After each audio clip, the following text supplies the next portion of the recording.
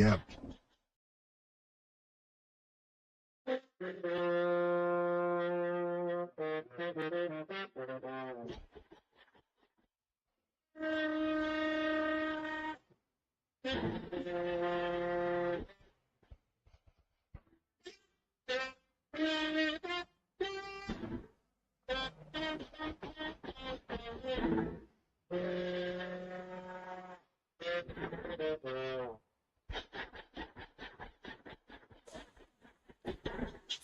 Welcome back to the 260 podcast. Now we transition into Mr. Stevie Devine and Brad Brown. Brad is assistant baseball coach at Dwenger and football, and Stevie is assistant coach at Dwenger baseball also. Known Stevie since he was an 8-year-old. I was 12. He was that good. He played up as an 8-year-old. And I've known Mr. Brown for probably about the last 6-7 years. Wallen kid. Played two sports or three sports? Two. What do you want me to play? Basketball? I was going to say, you ain't got no agility. I had some intramural skills. I bet you did. So, this part of the show, it's what I'm calling the realities of playing college sports. Stevie has a background of doing camps on the East Coast and the West Coast for very, would you say, high-end education schools? Yes, a lot of schools I probably couldn't get into. Yeah. Say what? A lot of schools I could not get into. Correct. And Mr. Brownie played at Purdue University. And the reason I want these two guys, I wanted them to tell their story and tell the young kids of not just, it's just not baseball. This is, this transcends to all three sports, wouldn't you say, Matt? Oh, absolutely. And this isn't just for young kids. This is for the parents out also. there, because I would say that's the number one, is shooting straight with all of them. Yeah, for sure. And for sure. Here we are into August, going into September tomorrow. A lot of things starting to happen in the fall. And parents and the kids need to know what they're getting into. So, Stevie, why don't you start off with telling them what you do on these camps and what you try to help? Yeah, I work for a great organization out of Washington, D.C. It's called Head First. We do 2-day camps. Get a lot of high academic student athletes with college coaches, and the kids get to offensive showcase, defensive showcase, and play live games. And I think the best thing is what they get to do is the interaction with the coaches. Coaches are in the dugouts. Coaches are on the field. They're shaking hands. They're having real conversations. Kids are looking coaches in the eye, which is kind of scary for some kids. Yeah. And we could see these kids, and over a 2-day event, their confidence grows. Hey, I can play with kids all around the country. Their demeanor really changes in a day or two because of the atmosphere they're involved with. So I love doing them. I get to umpire the games, and we facilitate the camps and stuff. It's just a great atmosphere. Work with a great bunch of guys and girls, and just very fortunate to be a part of it. It's a very unique niche group of players, coaches involved. And, even camps around here, like St. Francis is getting ready to put their camp on. Indiana Tech, I believe, has one too.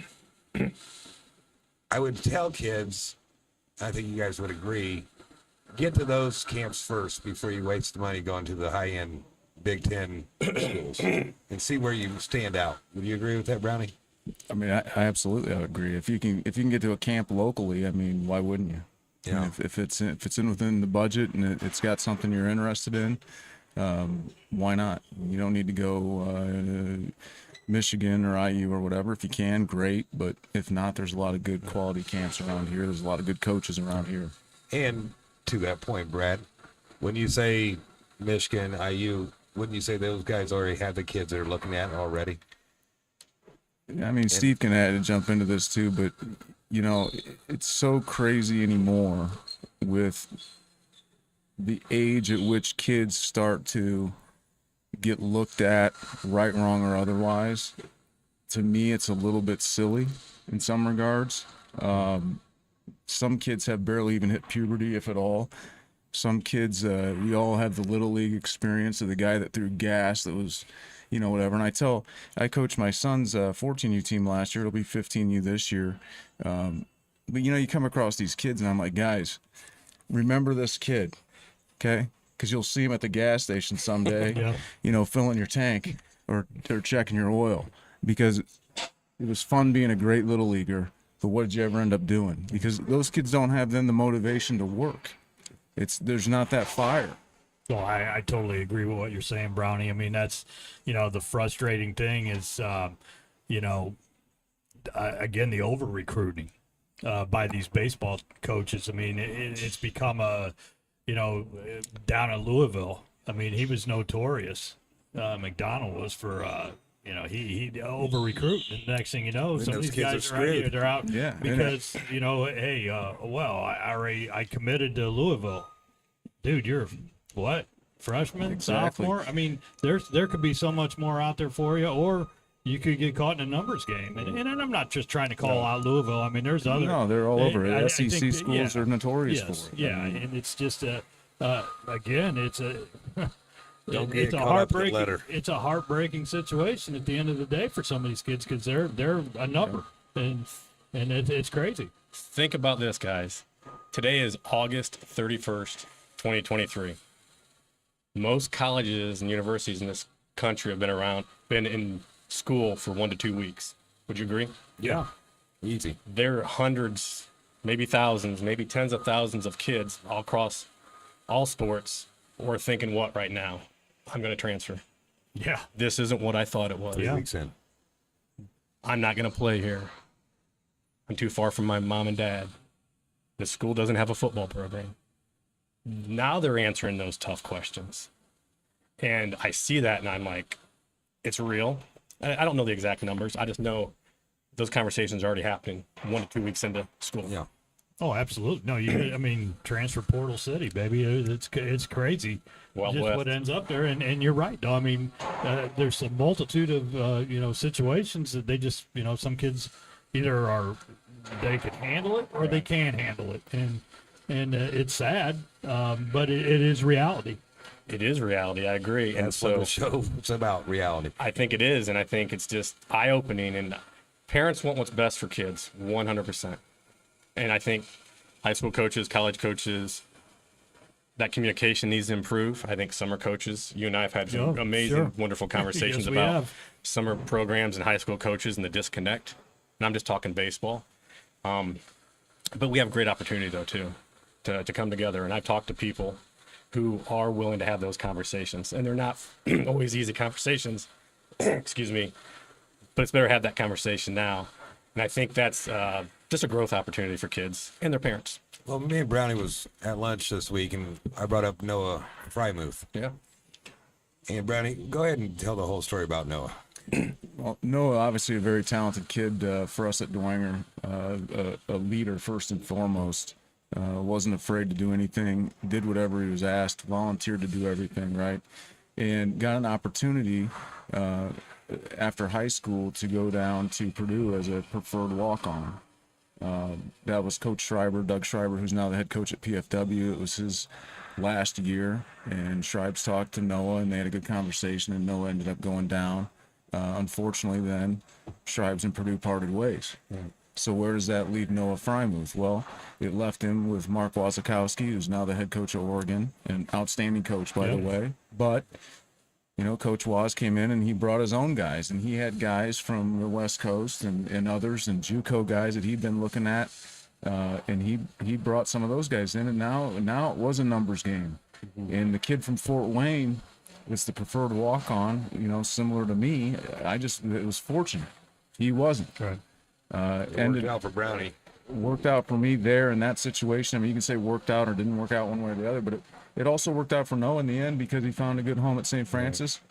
I think he's a record holder of probably several records. I'm going to say He spent time on the mound. records. He did a great job. He stuck around the area. He's a great kid. Right. So it did work out for them. So that's the reason I brought that up. I mean, where I started off with, I think kids need to really train, the St. Francis is the Indiana Techs of the world. What is that up there? Cornerstone, Matt? Up in Michigan, Yeah. They have a great, now we're switching it to basketball. Yeah. They have a pretty good basketball team. Go to those camps, see how you, compare and how you do. Well, and I think one thing that's huge is the stigma, or every kid wants to play D1. Yeah. Hell, I wanted to play at Arizona State. I found out right away I wasn't good enough to play at Arizona State. I mean, and there's nothing. I mean, and Steve and myself, coaching at Indiana Tech, and Steve playing there after you had started out at D1, and it's amazing the opportunities that came to us as NAIA players. We got to play all the time, which was great, but we also played pretty good competition. And you look at the rosters, and no disrespect to D1s and that, because but I think there's some guys on those NAIA rosters that are, they're big time players. And to the D1, man, explain. There's only 11.7 scholarships for 40 guys. Yeah, so you're paying for school. Let's get that out there. It's not. Yeah, I mean, 11.7 doesn't spread very quick. I mean, especially if you got. I mean, now NIL makes a little bit of a difference these days, but you got to get it. At baseball, it's probably not a huge. Probably not a huge thing, but Right. I think that you can't get caught up in that. I want to be a D1 guy, and that's any sport. It's not just baseball. I mean, whatever sport, but you got to feel comfortable with who. We just talked about that with Kaden. With be comfortable with where you're at. Yeah. If you're good enough, you're going to play, and you're going to have to battle. I mean, and I've said this all along, that college athletics is a job. Yeah, full-time job. And if you don't understand that, go follow an athlete around for 1 week, and you'll be amazed how hard it is. And 2 hard knocks right now that's, we've been talking about. Aaron Rodgers went JUCO. Yep. Stop and think. I mean, kids probably don't even know that. They're thinking he's the greatest, great quarterback, but he had to go JUCO. Yeah. But again, it's back to that development. I mean, Aaron Rodgers wasn't Aaron Rodgers at that time. Right. So he grew into the Aaron Rodgers that he is today. Yeah. He took the JUCO route. Nothing wrong with that. Maybe Nothing. that's where that kid belongs at that time, to develop. Joe Walburn went JUCO. Yes. He was player of the year. And some people think it's a great thing. It's not necessarily a great thing. It's like you said, that physically they're not ready to play yet. Correct. They have to go down there, and they got to be able to build their bodies up and be able to, at some point after 2 years or 1 year, whatever it is, make the jump. And they're just not ready physically. Yeah, I mean, to that point, I mean, just my own personal story, it was just, I showed up my first day of practice on a D1 field, and, I get to catch a guy named Josh Karwowski, and with all due respect to Josh, I don't know if he'll watch the show or not, but Josh is a pitcher from Perry Meridian, great guy. He's my first bullpen, and it's literally Yeah. And I looked to the kid next to me, Steve Lorick, a kid from Appleton, Wisconsin, and I said, Steve, I mean, Karwowski, he's pretty good, right? And I tell this story to guys, as the Joe Tippmans of the world and guys that have opportunity. They said, Lorick looks back and he goes, Karwowski? And I'm like, oh, boy. Like, he's not. He's smelling it. He's not even on the radar. Not really good enough, but not. Yeah. No. Yeah. So, it's a difference. Yeah. It takes some adjustment. Right. And Brownie, take it to the football side right now. The high school football player, take it to there. What should they be doing? Football is just a different animal altogether than baseball. Right. I mean, you've got to be blessed with some serious gifts. Baseball, again, there's in football you can go JUCO route and stuff. We talked about Rodgers and Joe, but physical size and strength and speed are some things that you can't teach. I mean, we can work with kids on the mound, or we can work with kids as a middle infielder or a catcher, and we can polish some skills or teach them a different way. Football is a different animal altogether. I mean, there's some dudes out there. I mean, so like with Big Joe, when you had him, what did you see different other than size? What did you see in him? Joe was a tenacious, hardworking, good kid all the way around. I mean, Coach Garrett tells the story all the time, and we had a manager on our football team, and the kid's sitting by himself in the lunchroom, and who's the guy that goes and sits by him to eat lunch? Joe. Yeah. And that's the kind of person Joe is, and I think Coach Garrett tells that story a lot better than I just did. But the fact is, then there's Joe between the white lines, and he was an absolute bulldozer. And you just do not get in his way, he'll destroy you. You look different, Stevie and I have coached, Grant Richardson. We've had some guys around. We've coached against McKinstry. I mean, these guys, they look a little different. It's different. Okay, and it's not because they went to so-and-so every day for $50 an hour or whatever. It's because they worked on their own. I mean, they worked on their own. Well, and that's, you talk about the physical blessings. I mean, I always tell the story, with Garrett Shanley. I mean, you're 6'3", 6'4", you're 185, 190 pounds, you're left-handed. Yeah. That's pretty good to start off with. Pretty good and then to once start. you get it polished, and now, Double-A with the White Sox. I mean, and that's just but it took him time, too, at University of Cincinnati. I mean, he got drafted in the 30th round by the Reds and out of high school, but he needed to go there, and he needed to get things polished up, and it took him quite a while. I mean, it was 3 years before he really started to get on solid ground out there. A lot like another example I can share of Andy Helmer. I mean, Andy Helmer was a sophomore when I was a senior, and again, a 6'6" kid, long, lean, lanky, could whip the ball in. He got drafted by the Yankees out of high school, passed on that, came down to Purdue with me.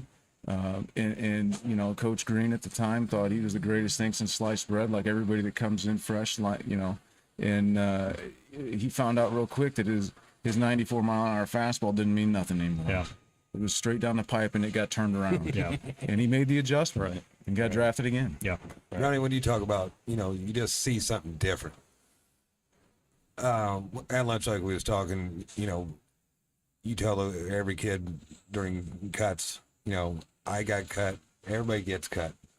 What was, with Mac Hippenhammer not making the 53-man, what did you see in him? Well, first of all, Mac was blazing fast. He gets on base, he's on third before you can blink your eyes. Yeah. Talk about tracking down a ball. He's going to track down a ball, and then at the plate, he's always getting on. He just found a way on. Whether it was a slap hit, he knew how to hit. Yeah.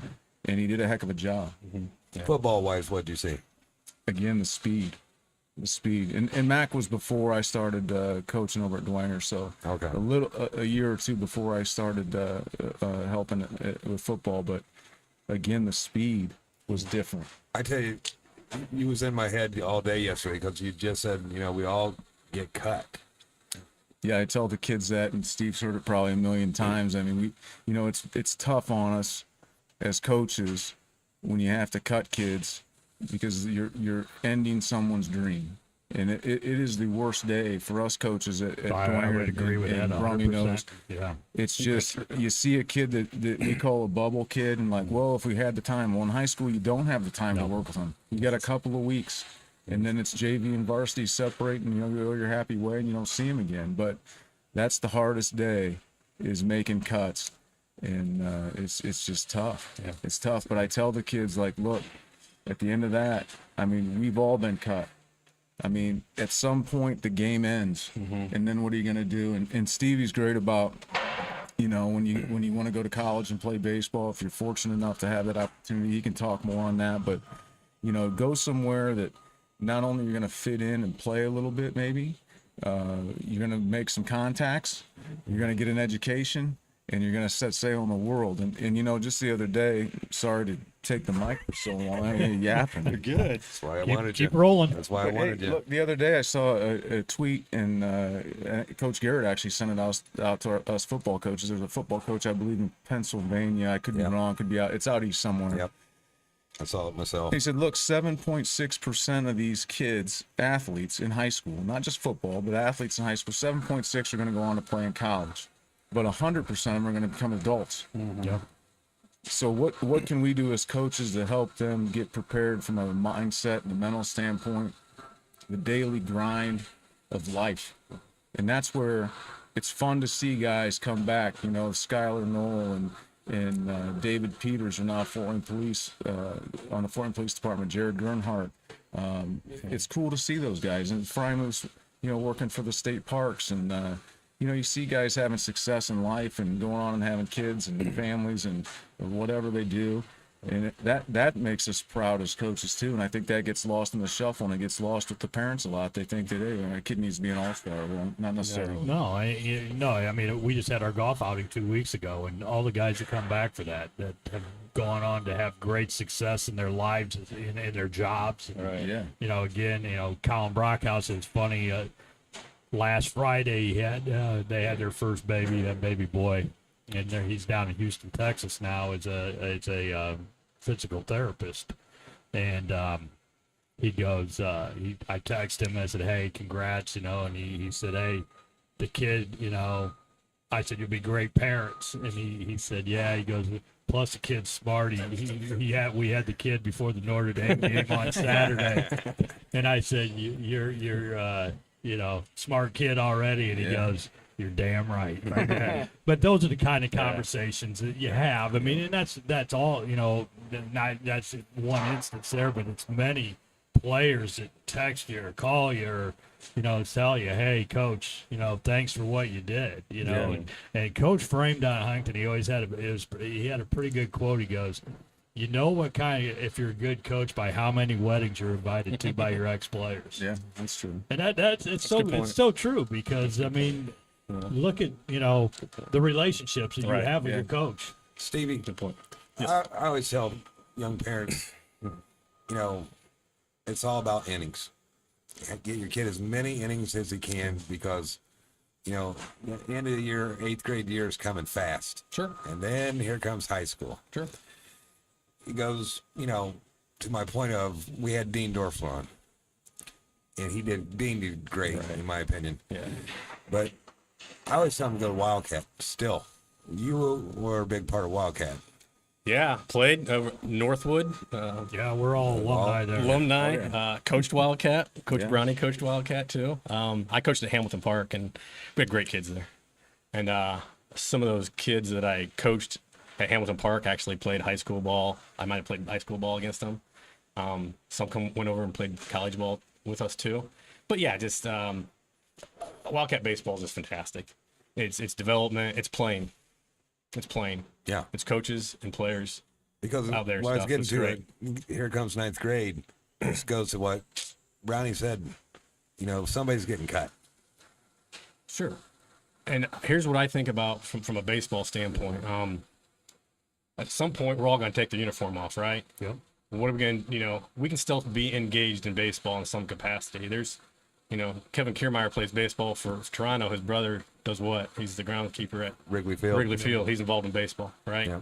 Hunter Sosenheimer, same deal. Yeah. Oh, yeah. Medical Right. problem. Yeah, 11 years old. Yeah, Right. And Turned it into a positive. yeah. Correct. And so baseball, I think I love it. You know, it's been so good for a lot of us. It's, you know, how can we stay involved in it? How can we stay engaged in the game, you know, if the uniform does come off and stuff. So for all of us, it will come off at some point from the playing standpoint and or coaching. And, but it's captivating. You know, I know people who are involved in baseball. A buddy of mine, he played baseball at Harvard, was a 2-time captain there, was a bullpen catcher for the Red Sox. Great. He stayed involved in baseball. Yeah. And he's a teacher now, and he's still involved in sports, and I see him at camps. Another buddy of mine played college ball out north at Northeastern. He spent 24 years on the groundskeepers with Fenway. He's got stories. Yeah. So I mean, bet he does. he's involved in baseball. So I think there's just a lot of things we can do in baseball if it's not, actually playing the game at some point. And you guys are once again blessed with your Mr. Thomas. Does he have that? Does he, in you guys' opinion, have what it takes? Like, we was talking about Noah. I mean, in my opinion, Braden's a kid that a lot like Big Joe, right? I mean, a selfless, hardworking kid. I mean, he's been a leader of our team, I would argue, since probably a couple weeks into his freshman season, to be honest. Wow. Just not so much vocal, right, as a young kid, but leadership example of he's hustling, he's engaged. Here's a kid that plays for the Bulls, okay? He could be one of these kids like, these high school coaches, whatever, right? But he's not. He listens to what we tell him. He may ask questions. I'm not always right, probably seldomly, right, Coach? I mean, but he's engaged, and that wears off on the other kids. Right. And that's his greatest attribute, aside from all the physical stuff. 100%. We had our camp out here when I was still here at the Beast. Yeah. And your players, along with Northrop's and Leo's players, were out here, and he was the most engaging guy that we had. It was Stevie, great. I go, that I kid, loved it. I told Stevie, I go, this kid enjoys it. Yep. He really does. Yeah. We're very fortunate, but like Brownie said, it's the other stuff outside of the baseball. His demeanor, his attitude, his work ethic, his leadership is it's pretty special. And who knows where the game takes him? But I'm not great at projecting. I've coached some players that have gone on, and I'm like, were they going to do that when I don't know. I mean, I've had guys, do that and stuff, but I mean, he's got the makeup for a lot of good things, and he can give himself opportunities. Hey, Brownie, on back to the football side, what are you seeing? I mean, you just came off 2 harsh losses. Tough. You're into what day? Thursday. You're at Thursday. Did you see it help? I think for sure it helps on the offensive and defensive fronts, first and foremost, because you're battling kids that we're not likely to see kids like Brownsburg had or kids like Moeller had anytime along the way, especially on the fronts. We might see some skill guys here and there. We'll probably see some tomorrow.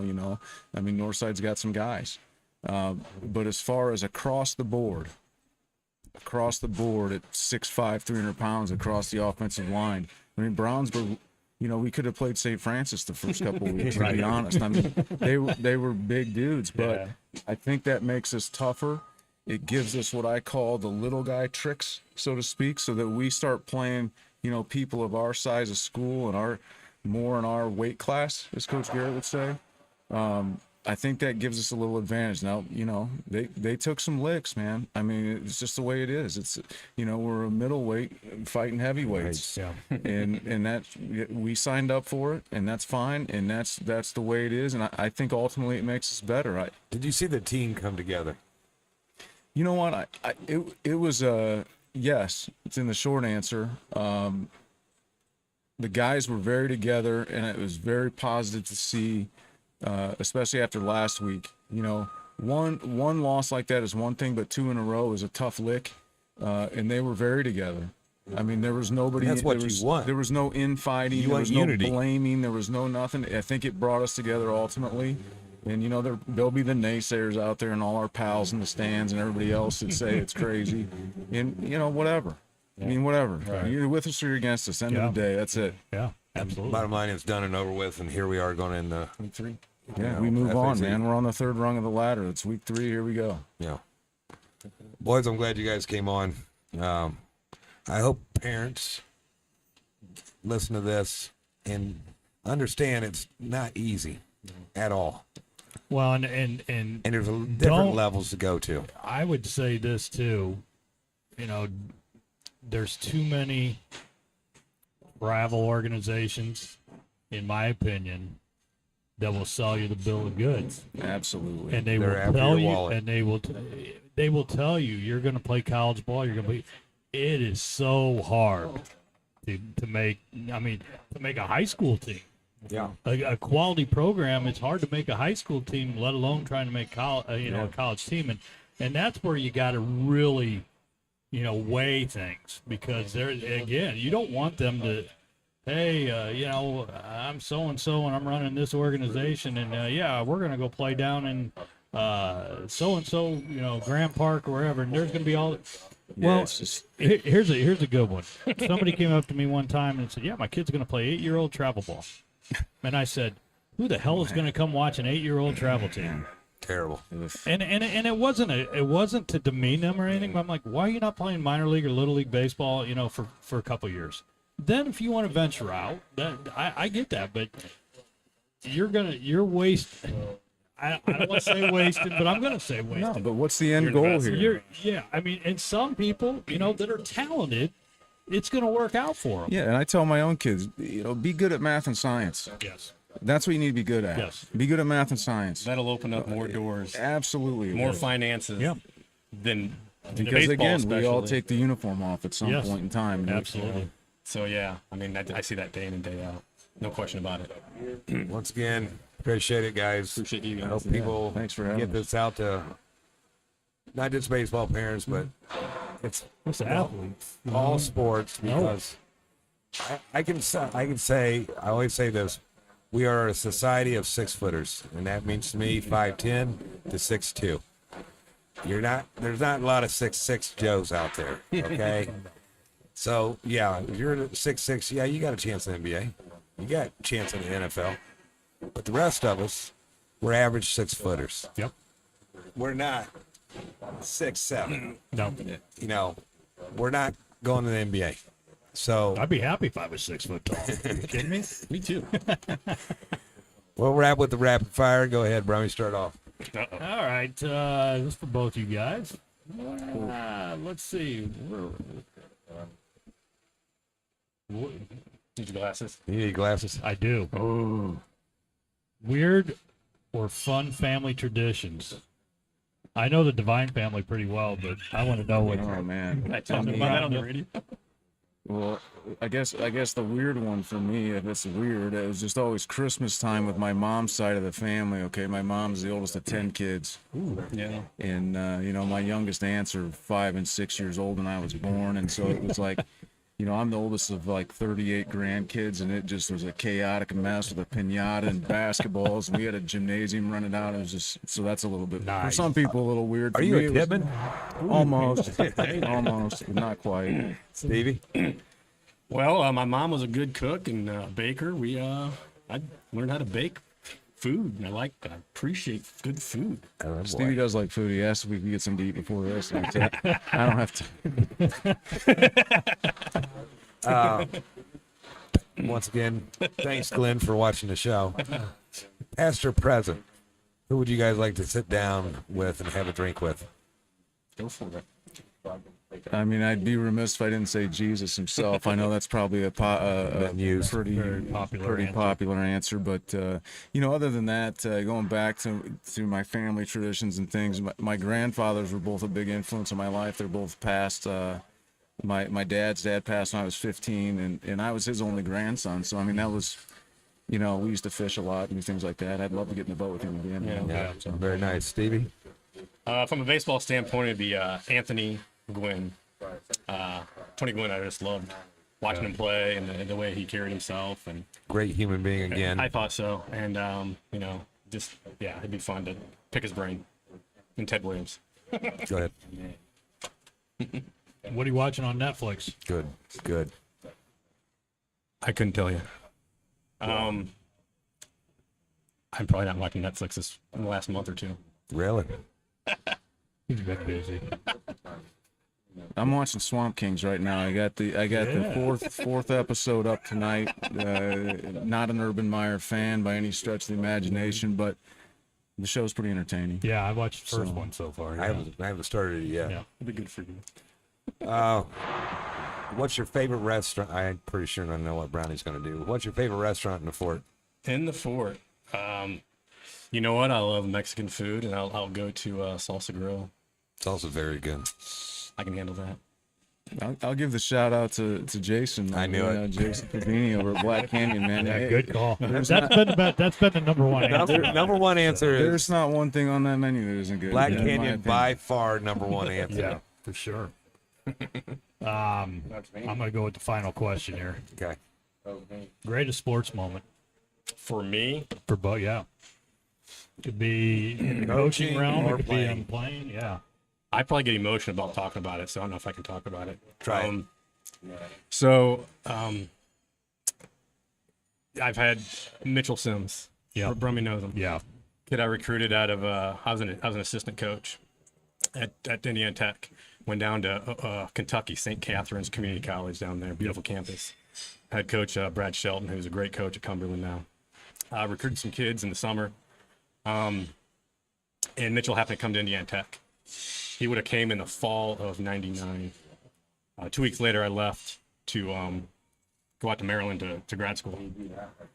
So several years after he graduated and was done and everything, we're at an event, an Indiana Tech event. Yeah. And he come up to me, he's like, Coach Devo. He said, thank you. And what he said was, He wasn't lying. Take your time. had nothing to do with sports. He's like, you brought me to my wife. Wow. Yep. That means a lot. So Very good answer. it was something. Yeah. Very good, Stevie. I don't know if I can top that. But, you know, I mean, winning the state championship in football was great. But the only thing that sticks in my brain, because I wasn't, again, I wasn't some all-star kid. I grew up playing at Wallen and all that, but I was just run-of-the-mill. I batted 7th, 8th, or 9th, probably pretty much my whole life. Whole career. I just ground through it, right? But when I was 12 years old, we were playing the Hammond Chiefs in the state championship game at Garrett, right up there at Garrett, you know. Yeah. And we're winning by 1. And they got a kid on third, 2 outs. I'm playing left, which, believe it or not, I played outfield, Brummy, a little bit. I can see it. I had a freaking hose. And sun is right in my eyes, and this kid that's up hits a missile right into the ball of the sun, and somehow it found its way into my glove, and that was the end of the game. Nice. And you know, it was the only time in my life my dad goes, "We're going to Dairy Queen." And I was like, all I did was catch the ball. Right. Like that's what I was supposed to do, right? But everyone's like, "How did you catch?" I mean, yeah, I just did. I just did. And then, you know, the next week, then we go on to the regionals. By the way, good answer with Jesus now. He was on your side. Yeah. Right. Yeah. So yeah, we go to we get the flip down sunglasses for everybody. Oh, yeah. You know, so then we had to wear those, which were a disaster. But Okay. We're going to wrap, but Brownie, I want you to tell one story for me. I want you to tell the bucket of chicken story which one? on first base. The bucket of chicken story. What your teammate at Purdue, I don't know where you. Oh, not bucket of chicken. So, you know, I'm gonna send this out to my buddies. We talk about going to college and being college teammates. We have a group of 14 of us on a text thread that we text every single day of guys that I played college baseball with to this day, and it could be Your brothers for life. politics, it could be making fun of somebody, it could be Purdue basketball, Horses. whatever the case is, right? So we're playing in San Jose State, and Bill Bennett is catching.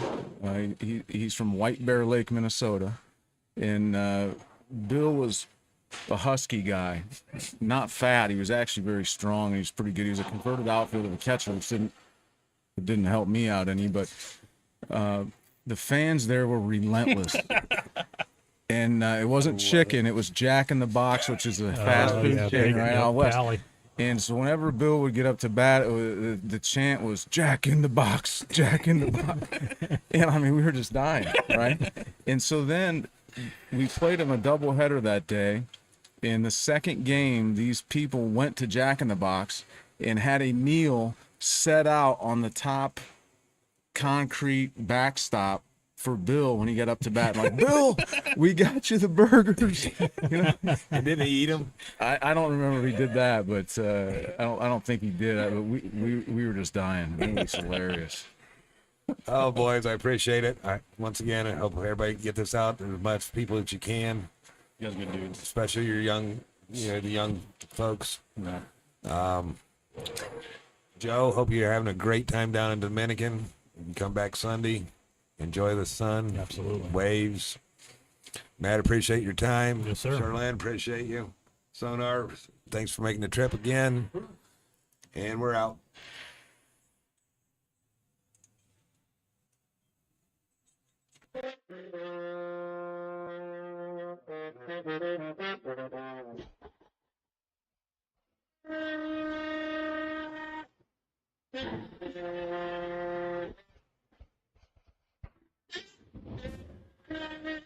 It's the 260 Podcast, live from Speed's Fieldhouse every Thursday at 7 p.m., highlighting all Indiana sports, featuring guests from the 260 area code and beyond. Live on YouTube every Thursday at 7 p.m. Just search the 260, also available anywhere you find your podcasts. And remember, when searching, there are no zeros in the 260. It's the 260 Podcast, live from Speed's Fieldhouse every Thursday at 7 p.m.